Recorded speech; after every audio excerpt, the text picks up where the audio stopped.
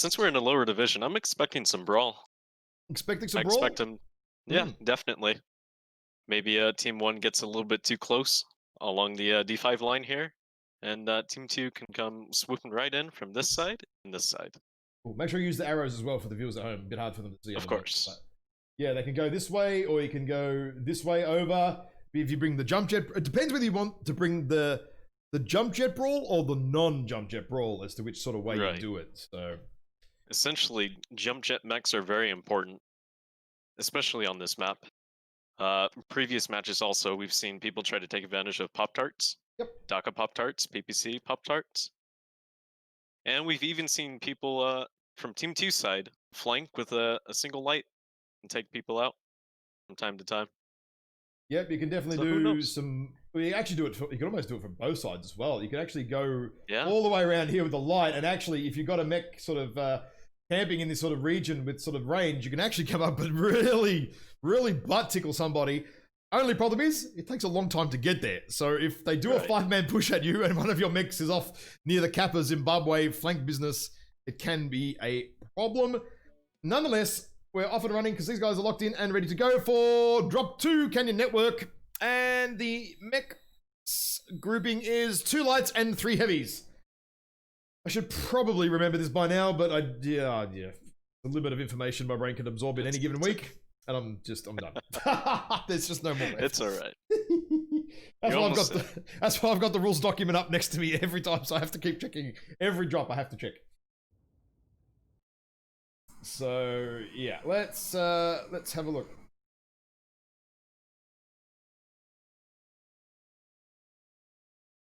Oh. Okay.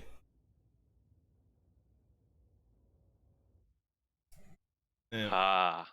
I see it already. Yeah, this will be a very interesting match. Yeah, large MRMs here, commandos, lots of MRMs here for the CXF side with a quick draw, Thanatos, Roughneck, Panther, and Commando. And yes, sorry guys, the mic was muted in the first introduction there. I fucked up, so the first little bit of the map strat, but my bad. It's fixed now though, it's all good. I did realize before the chat caught up, but there is about a minute and a half in the middle, but they just have to wait. We have Commando's getting that early cap there, as you can see. And we have Brawl from 502 as well, just SRMs and LBXs. Look at this. They're just going to crash into each other. It's Clan Brawl versus Inner Sphere Brawl. Let's see who wins that. That's exactly pretty much what it is. Although lots of MRMs on the CXF side, but look at CXF though. They've gone the trench flank, but the enemies aren't, and they're not there. They're already running around. 502 have already gone around the corner. Oh, jeez! That guy has begun. Karan Vick has just got MRM, I think 7,000 in the side there, but didn't really do much to him. He's getting focused though. He's almost out. He is definitely getting focused here. And he goes down. Fayek takes him out, but Fayek is also getting harassed here in the butt by a javelin with machine guns on it. Okay, I'd never seen one of them before. Javelin. I've never seen that before. It's a mess. It is a mess. I'm trying to move the camera around, but it's an absolute shit fight of a job to try and cast here. So we've got Matt Moisa here is in a little bit of trouble here. We also have Metal Axe who's also in trouble here as well. He's halved. He's done. That Orion 2C is dead. There's no way he's going to live here. Oh, no. Metal Axe is open everywhere. Those machine guns should be doing some work on the structure right now, but doesn't look like they are. Javelin's got to finish him off. Oh, it's light machine guns, not normal machine guns. No wonder the crits are not flowing. Right, okay, now that makes sense. Always bring normal machine guns, much better than light machine guns. Shotgun Fist here is kind of open on the torso of the mech here. Fayek in the quick draw is hammered. The Panther for Golly died earlier. I don't even know how or what happened there with the ER large. He overheated there. Oh, did he kill himself? Yes, he did. Oh my god, I didn't even see that. Okay, so linebacker here, Spaceboy, Fayek are going at it. The linebacker is one touch on the CT. Fayek gets him down. It's Javelin with machine gun still going at it. Shotgun Fist gets him down, and it's now 3 versus 1. Commandos are tanky, Commandos are good. But Commandos, I don't think is going to finish off 3 of these mechs here. When Barbecue... Unfortunately. Yeah, Barbecue, I mean, he's nearly legged, but he's still overall fresh enough that it's probably not going to matter. And the Commando got stuck and legged and then deleted. Well. What a fast aggro drop there. Both teams deciding and electing to brawl and basically NASCARing around each other's brawl for a little bit. Yeah, they went the other way. Yeah, they both counted the other guy's movement, but not quite, but in the reverse way. It's just, yeah. Okay. Crossfire there, probably giving away a little bit of points there with Golly cooking his own goose there. That's a little bit unfortunate. You need to be careful of that. Giving away, that's 3 points for 502 here in this drop. So definitely but they did turn it around with their focus fire, and they took him out very quickly. Yeah, they do want to be a little bit more careful with that. But I mean, there's pretty obvious where the fight happened on this. I don't really think we need to pull apart the map strat for this one because all the mechs are basically dead within about a 300-meter zone because it was just an all-over brawl. Yep, all-over brawl. There was 3 fights going on, then there was focus fire, then there wasn't focus fire anymore. Just standard all over the joint. Now, what do we have for the damage numbers there, mate? Oh my god. Are you kidding me? Oh. Wow. Run us through it, mate. What's with these damage numbers? This is a lot. A lot of damage. I'm pretty sure what happened was the 4-4 Thanatos were allowed to farm. They farmed that Hellfire pretty well. He got cut out in the front. The other 2 were lagging behind, so naturally they stripped them apart. And you notice towards the end there, like 502 was getting picked apart one by one, and they split up their fight towards the end there. Yeah, that Hellfire even more farm. Hellfire ate a lot of damage, but didn't do too much out. It probably just needed to rotate out, actually, the Hellfire, because it was still alive somehow after being blasted twice by MRM, what was it, about 100 or something, and still was alive, so could have almost just needed to cycle out, and would have got a little bit more damage in there, and, you know, could have made a difference. You never know. Alas, we won't map strat that one. We will skip straight through to the next one, which is Terra Therma. Divi, mate, what do you reckon we're going to see here? Because it's always all over the joint. There's so many options with these. In Division E, there's just so many choices. What do you think? This is going to be a different one because heat is definitely a factor in this map. I know same brawl is usually the best choice, but I don't know. Personally, we may be seeing some range, maybe a few Gosses or, you know, like I said in the last match, maybe some long-range Daka. Probably set up maybe along the 7 line here. From this side, and personally, I don't think F7's going to be good for a Team 1 side because it's really clustered there. Personally, I think they're going to be going the long way through over here for range, possibly. And maybe have, not quite sure, maybe have a medium go up to Stata and try to cap it and take it. Either way.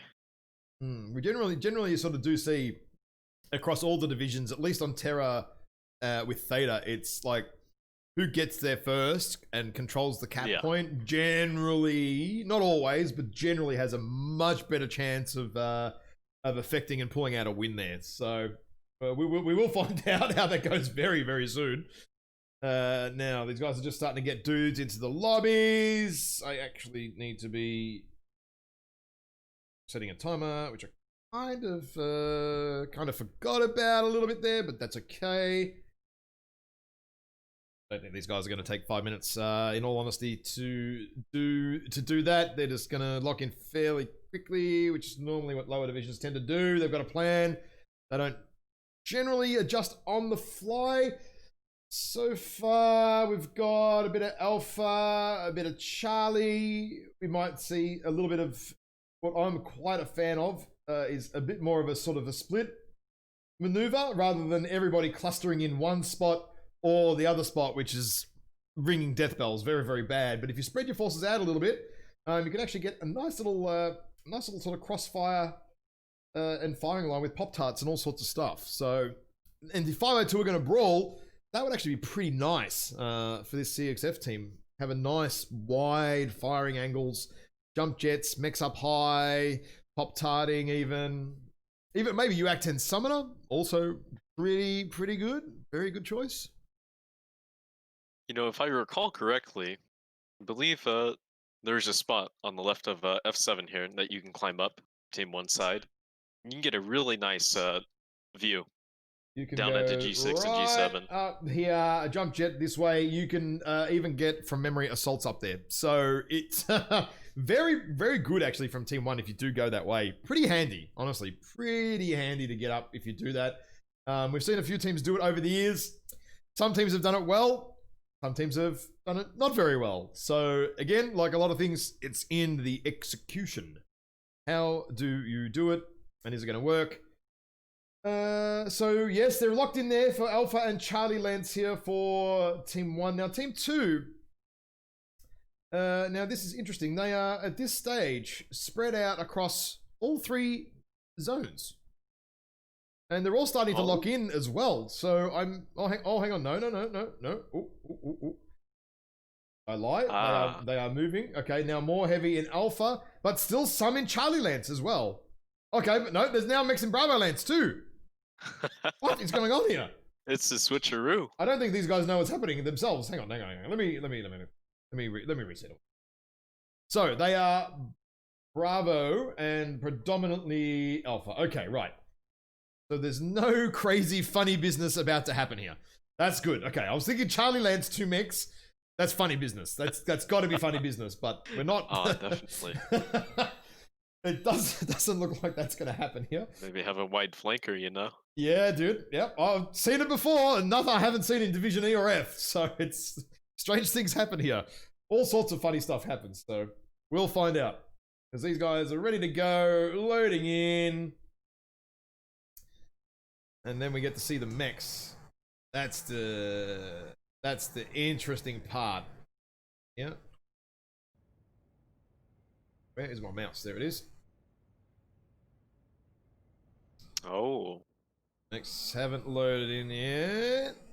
I'm not going to risk going across the map in case it bugs out. Come on, baby. Oh, here we go. So Crossfire, I'm on their side. I'll go through theirs. We have a Trebuchet, Phoenix Hawk, Annihilator to A, Assassin 21 and a Mad Cat B. What do we have on the 502 end of the department? Ooh. For the 502nd, we have a Kentaro, Brawl Kentaro, Vapor Eagle, a Bloodhouse, and a Mad Cat, and then a Shadowhawk. Interesting. Okay. All looks like Brawl. Oh, shivers, hang on. I forgot to go through the other CXF mix. What am I doing? I think it's medium pulse and SRMs. I mean, it's not going to be wildly different from what I would assume, and it isn't. Yes, so lots of DACA there for the Crossfire team. The Annie is just AC2s, just 6 AC2s. They do have the Treb, so the Treb is actually going to go up the mountain here. I would imagine up the old mountain top here, and do basically from here, where I'm looking in my little spectator mode, you can see all the way down there, get all the locks, and send all the lerms. Crossfire with the early cap, very smart again. Very early cap, actually, very early. Kentaro's not going to be able to make it. The Kentaro needs to wait for his friends there.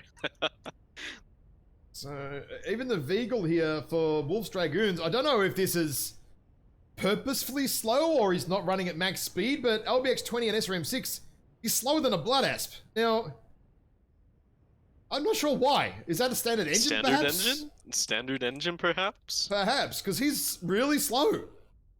Yes, really slow. And I'm guessing this Shadowhawk must be LFE, because, I mean, IXL it, because, I mean, once you're dead, you're Strike dead. on the 502nd from behind. Hang on. That's going to slow down the Vapor Eagle. Yeah, the Vapor Eagle takes a wide berth, indeed. So, oh, hang on. So Shotgun Fist hasn't actually climbed up. Oh, he hasn't taken the secret pathway to the whatever, the near the top of Sauron's Eye or whatever, at the top of the mountain up there. Okay. That's a problem, actually, because that Trebuchet is really going to struggle to get damage in early. Because right now, he could be farming. This Trebuchet could right now be farming if he was up high. All these guys. Easily. Oh, they're all clumped up, too. Yep. They are in airstrike and LRM farming position. They are ready. Both teams just being very, very careful here. 502, their Vapor Eagle is now finally up here. It must be standard engine, right? Like it can't be that slow Definitely. otherwise. It has to be. Definitely standard. Yeah. And so the guys are starting a little bit of trading now. Aussie Spud versus Metal Axe. Miro's up here as well with the Rack 2s. Aussie Spud getting hammered actually. Yes, has to back off. He's losing a lot. 81 damage, 81%, 79%. He's getting hammered quite hard, actually, very hard. 502 are now moving in. Oh, they're pushing. They're pushing. And this Crossfire team actually have to move back into the choke point. This is not where you want to be when you have a push coming in. But Karan Vickers again at the front, open, lost a torso, 54% already in that Blood Ash, getting heavily focused. 502 still. Here comes that Trebuchet coming in with the Lerms. Yeah, you can see them flying over the back here now, and Relentless push in here. Now they're just YOLOing in this 502 team. They are not even bothering to turn around. Freerider's getting absolutely hammered here. 502 have more guns. Freerider is definitely going to go down. But this is really bad. Crossfire needs to move up immediately with the Trebuchet and keep Lerming. Yeah, they need to move up. Phoenix Hawker needs to get in here. They need to finish off the Shadowhawk as well. But this is not working that well for them. Fayek might get taken out here. If he does, that could quite be a big problem, because I mean Metal Axe is 32% but has all of his weapons. That's not good. The Guitaro is 50% an open rear cherry structure and still has again all his weapons. Oh, but now they're turning around and now they're getting cleaned up a little bit by little bit, unable to kill the assassin there of Fayek. And then the AC2 Annihilator just sort of finishing the job there, as 502 kind of pushed a little too far forward in the end and had to turn around. What do we have for damage numbers here, mates? Not very much for the 502nd. Vapor Eagle went down very quickly. So did the Blood Ass. I don't know if you noticed it, but Crossfire's Trebuchet disconnected earlier. Oh, really? In the middle of the fight. Oh, I did not see that. And so, yeah, Crossfire was down a man. They cleaned the house. No wonder there was not a lot of Lerms for a while there. I was actually genuinely wondering. I didn't see like a constant stream of Lerms, and well, they're basically, there should have been. That should have been a 600 damage game from that Trebuchet, easy. Like, yeah, should have easily been 500-600, no problem. But yeah, okay, disconnect. Vapor Eagle there for Wolves getting absolutely hammered there early. Yeah, we had the Blood Ass. The Blood Ass still actually, after losing a torso very early, still managed to spew out 317. Maybe an airstrike, but still pretty good. Not too bad. I'm going to flick over to the map strat for that one. If you want to maybe draw what quickly happened while I reset the lobby for these dudes. So, 502nd was moving up to G6 and G7, but they stalled right here for a reason. And I'm not quite sure why. They're probably trying to figure out what was going on. That Crossfire had Annie right here, and then they also had lines of sights right here, and from those two sides basically. And I think the 502nd's issue was not getting rid of the Annie very quickly. The Annie took a lot of damage as they were moving up, but their Blood Ask got knocked out very quickly, which was a huge deciding factor of the overall match. Yeah, it was almost like the Annie, 35% damage really quickly, but just didn't quite get finished off, and then in the end came back and just hammered. It just didn't quite convert that kill. I think if they had got the Annie off, it might have been a little bit different of a scoreline. Definitely. That one. But yeah, just Annie just able to back off just enough for it to matter. Now, the next map we're off to is Alpine Peaks with 502, seemingly pretty aggressive tonight on Team 1, which I'm probably going to say is the better side if that's how they want to play. So, what do you think we may see? Thinking the 502 probably going to go aggro again. And probably Dakar. I don't think they're going to play a range game. Don't think. Trying to figure this out here. If they're going to be brawling. Or I think maybe mid-range Dakar. I mean, they had like Blood Ass and things like that. Yeah, so, Blood Ass. Yeah, I think they're going to go that 500, 600 meter sort of setup, I reckon. If they are, they're going to have to be very careful about their positioning. Team 2 side has a lot of range. spots, basically. So essentially they can come up here, and they actually have a wide view of Sigma, essentially, if they are gonna, Team 1's gonna be brawling. If Team 1's brawling, they gotta move quick, gotta have quick, fast movers, and they gotta clean up and focus quick. If they don't, they're gonna lose to the range game. Crossfire could bring LRMs, PPCs. They have to be really careful. 502nd's gonna have to make use of all the cover they can if they are gonna brawl. We actually saw PHL do this last night, like 12 hours, a bit over 12 hours ago. They had Dakar, right? And they came all the way through here, up, over here, down, across, and then in to the range mechs of CrossFit's main team, actually. So Crossfire had a couple of mechs here, one mech here, and another Mad Cat here, who was totally unnoticed, didn't quite get enough back shots and whatever in, but yeah, PHL's movement with aggressive Dakar was extremely strong. Actually kind of worked, but I think the key there was they didn't stall. Like 502 last game on Terra stalled a little bit, kind of lost a bit of advantage there. PHL were just decisive. They were there, they grouped up, and they just went straight over. If 502 are going to play it like that, straight over. Just no stopping, hug the wall, and then in and over. And if Crossfire put a mech up here, all you do, you got an assassin or something or whatever for 502, you just send it up here and annoy the range mech that Crossfire put up there, and 40-ton mech takes out potentially, 70, 80, 100-ton mech. And they're heavy Charlie Lance. So that's a good start for 502. They could definitely, if they do this aggro push right, and I mean, last game they just a little bit slow to it. Otherwise, it was pretty good. They could definitely pull a nice result here if Crossfire go more rangy, which I'm expecting they probably will. But if the B team for Crossfire were paying attention to the matches last night, which I'm sure they were, you have to be very careful with the range. You have to be very, very careful and very aware of what's happening. Definitely. No doubt they would have learnt from that and be aware of a more aggro push and positioning and trying to make it work for you. The key is to, again, not have your ER large mech caught out. Like, you don't want to have a big, slower assault on the edge. You're going to go slow assault ER larges or ER peeps and stuff. You kind of want them near the middle so they can reposition left or right as needed with the faster mechs, 80, 85k an hour mechs on the edges, even the light mech or the medium. Actually, so it's the medium, isn't it? Because we've got a medium, heavy, and 3 assaults for drop 4. And that is correct.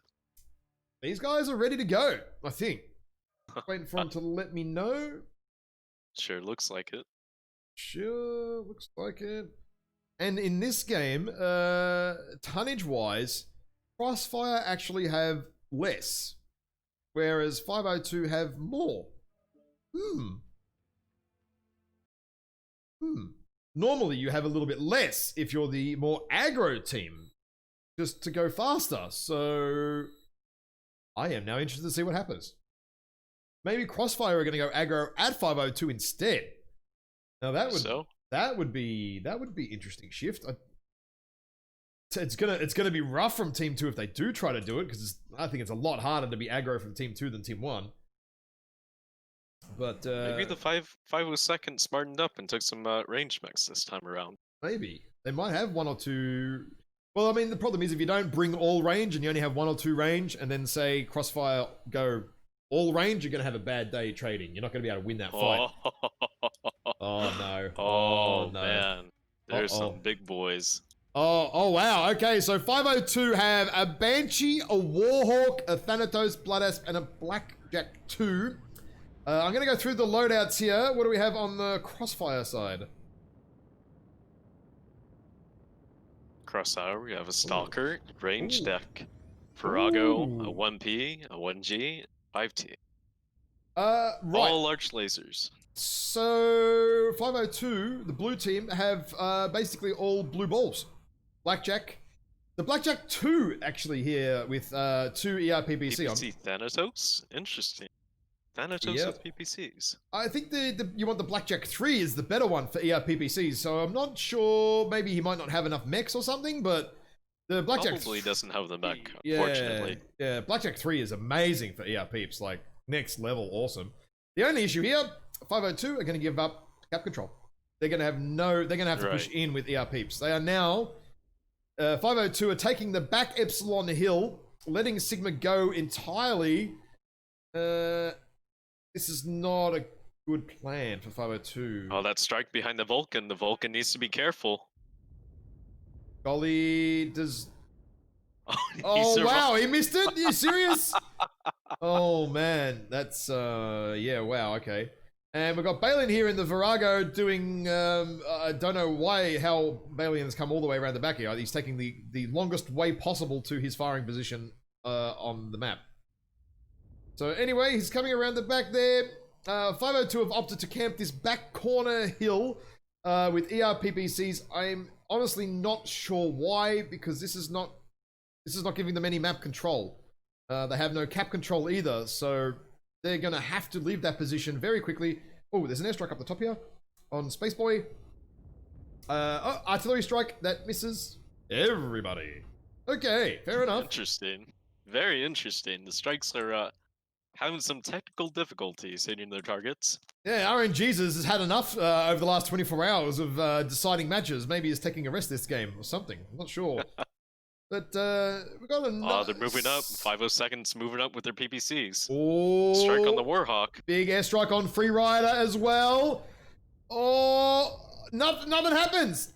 Balian ran through the airstrike even after the red smoke was dropped out. I'm not sure why you'd do that. But maybe he's like a bull, you know? He sees the red smoke and he just runs at it. But both teams and airstrikes, nothing's hitting. I'm just watching these and no airstrikes are RNGing on basically anybody. This is ridiculous. Again, Aussie Spud avoids all the pallets for an arty strike. What? This is some very strange. Balian getting some high ground here on the left corner here. Yep. Vulcan's staying by the cap to make sure they don't get it. So Metal Axe has had to move up here in the Warhawk.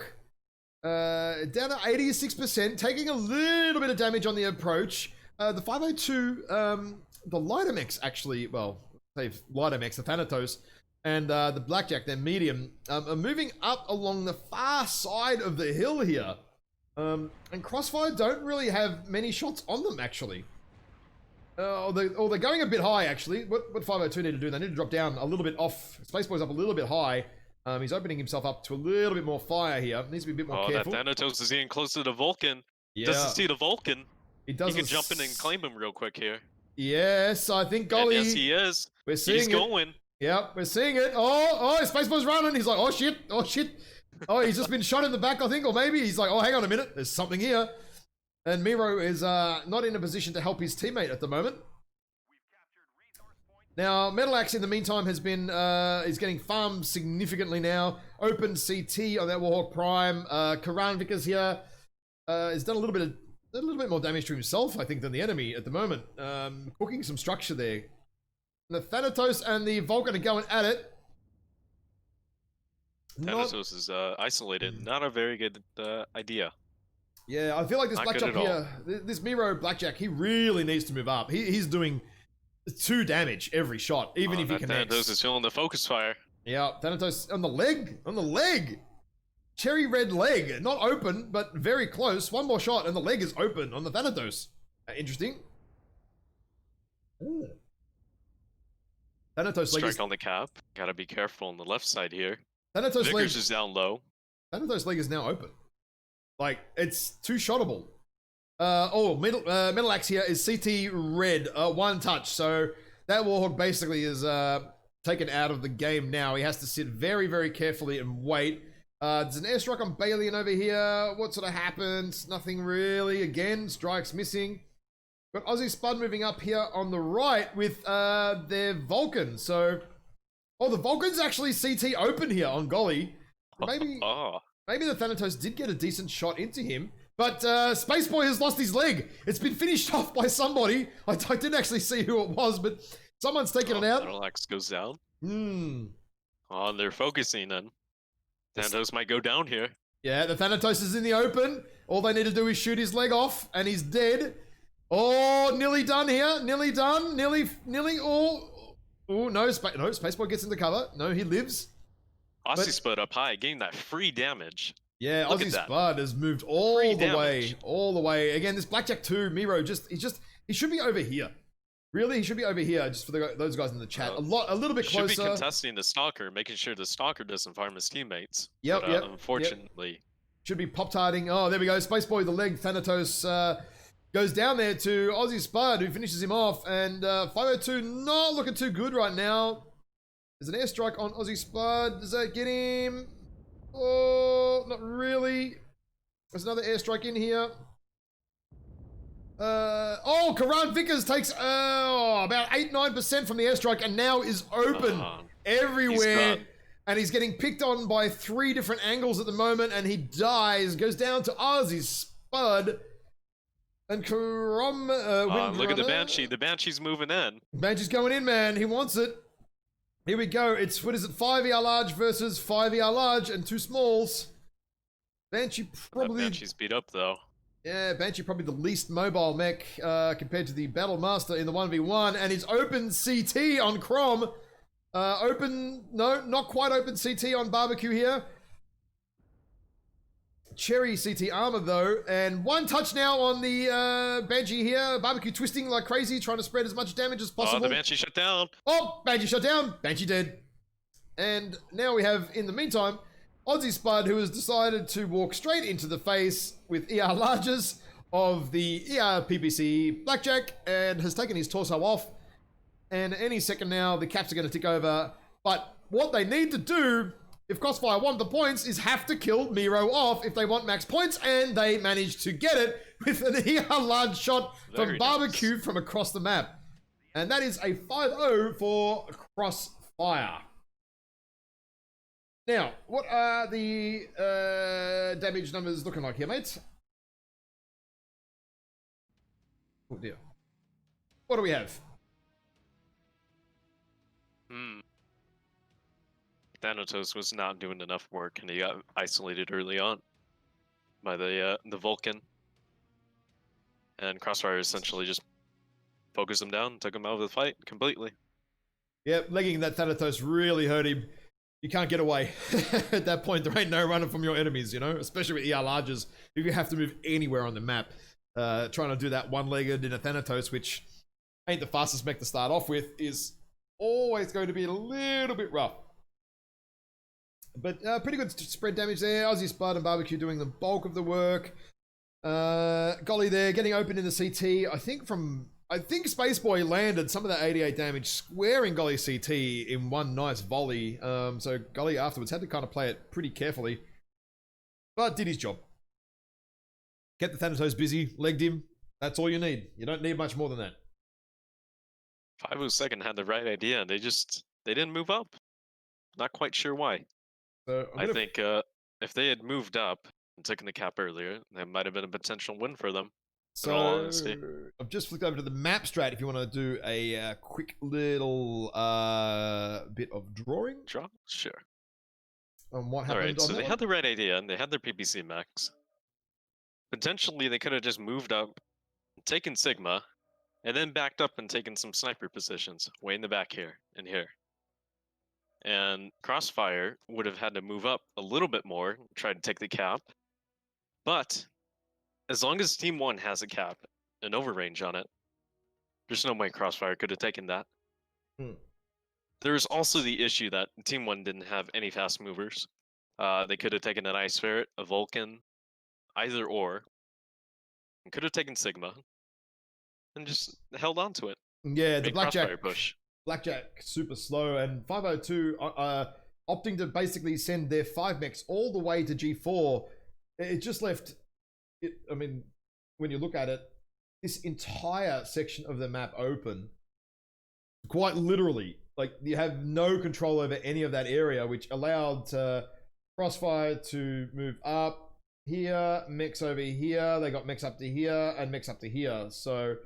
And that really allowed the Crossfire team here to just have angles everywhere, like no problem. So when they did come down, the 502s, when they sort of did roll down, it was just, it's really hard when you're walking into firing lines. And by the time they got to here to Sigma, they were just getting shot at from every angle. So I think gotta protect your legs as well, Thanatos. Yeah, I think like you said, if they sort of just moved up, rather than going to G4 or whatever it was around here straight away, if they moved up and sort of had positions here and here, it could have been significantly different. I5, I4, I6, take the cap early as well. Could have gone very different. They had the right loadouts, just the execution was a little off with the idea with the plan there. Saving your strikes.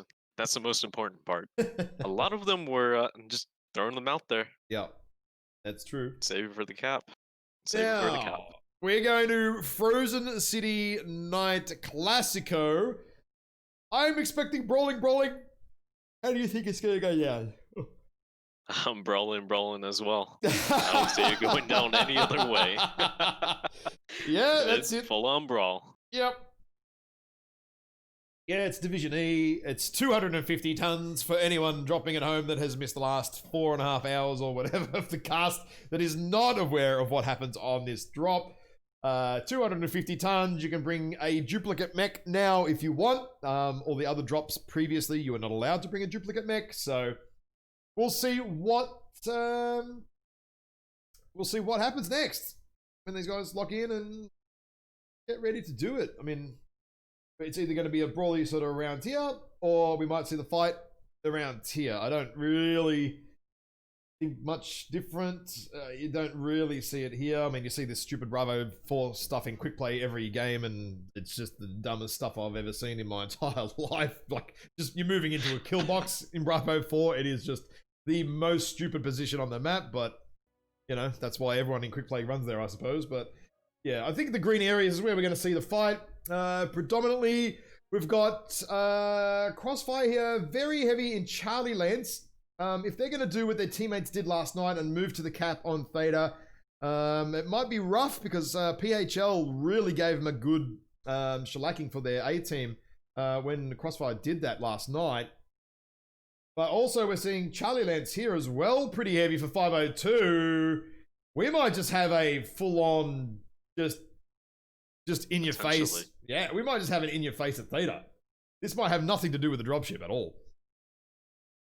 Hey, these guys are ready, and they're both Charlie Lance.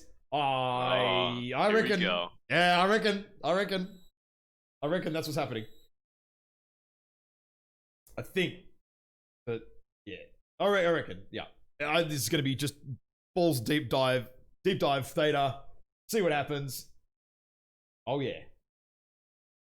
Almost certain there's going to be duplicate linebackers. Not you exactly sure, sure, but find out. Hang on a minute. Hang on a minute.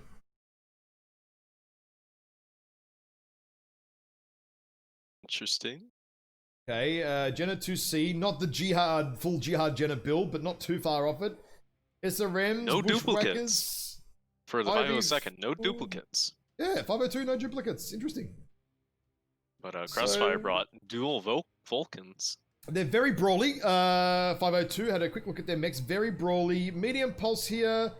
Medium pulse. Basically medium pulse smorgasbord here from... Oh, and Mjolnir. That's going to be... Oh, wow. Okay, yeah, right. Okay, so it's all medium pulse here for Crossfire and mostly SRMs and LBXs, basically for 502. 502 going straight for that cap. Don't leave your fatties behind. Crossfire taking the city. Oh no, they're not going to Bravo 4. Uh-oh. No, leaving your fatties behind. The fatties are out in the open. Yeah. They might get spotted. Vulcan spots them. Vulcan spots them. Oh no, if they stop here, they're gonna be forced off the edge very soon here, 502. If they sit where they are not going to be here for very long. So they've managed to nudge the cap point, but they're in a very bad spot right now. Yep. Crossfire in a really good spot here, I think, right now. They have the higher ground. They can pick the ridges a little bit. Oh, an airstrike here on the Crom. Jenner. Oh, he doesn't see it. Oh, he sees it finally. Oh, 91%. 4-4 takes the damage instead. Oh yeah, IV4 takes it, but not a lot. RNGesus is still asleep tonight. Another strike going out. Okay, here we're at the shit point of the match, as in the shit fight where everything happens. The Jenna 2C is already open on the CT. Arctic Wolf getting jumped on. Arctic Wolf gone in the middle. Crowded him. Arctic Wolf deep dived, and kind of got jammed up a little bit here. as well as the Hellfire have gone in too early. He's disappearing. Yep. Oh, the Moldier went down. The Olnier got taken out by what? Hellfire's gone. I didn't even see that. So the 502 guys have now finally caught up. The open CT Jenner gets taken out there. I didn't even see who took it out, but someone killed it. So the Arctic Wolf here now is almost legged of Karan Vickers. Very good focus fire here from Crossfire, getting him down. He's very out. fast. Yeah. That was very quick. And I think the IV4, no, Bushwhacker's the next target. And legged and killed straight away. Goodness. Whoa. This is fast. These are fast takedowns. Crossfire guys' focus is very on point this match. Wow. All that medium pulse and large pulse. Yep. Oh, Shotgun Fist is doing open. The work. Open, dead leg and open other leg. 502, is he going to finish him off? Yep. Is Miro going to get it? Oh, no, he doesn't. He does not get the kill. Miro gets legged, finished off, and they get the Mjolnir down, but unable to kill off the Shotgun Fist there in the Vulcan. That was one alpha away from death. Aussie Spud here has nearly cooked himself to death. He's got structure damage just on half of his mech as well. And now they run around. Taking good advantage of that structure. There's a lot on the Roughneck. There is a lot. Even Barbecue here in the Grinner, he has an orange leg internal, so he almost could have blown his own leg off. that could have been trouble. Well done, Wolfhound leg. Now they're getting one kill there, so 5 kills, 1 kill for Panzer Regiment. Updating the scoreboard there. This is a massive points haul for this team. I'm gonna have to look at the ladder very soon after this game and see what happened here and what it means for the ladder, because this is a big points haul. Run us through the damage numbers, mate. Who did what? Jenner CC didn't get enough damage out there.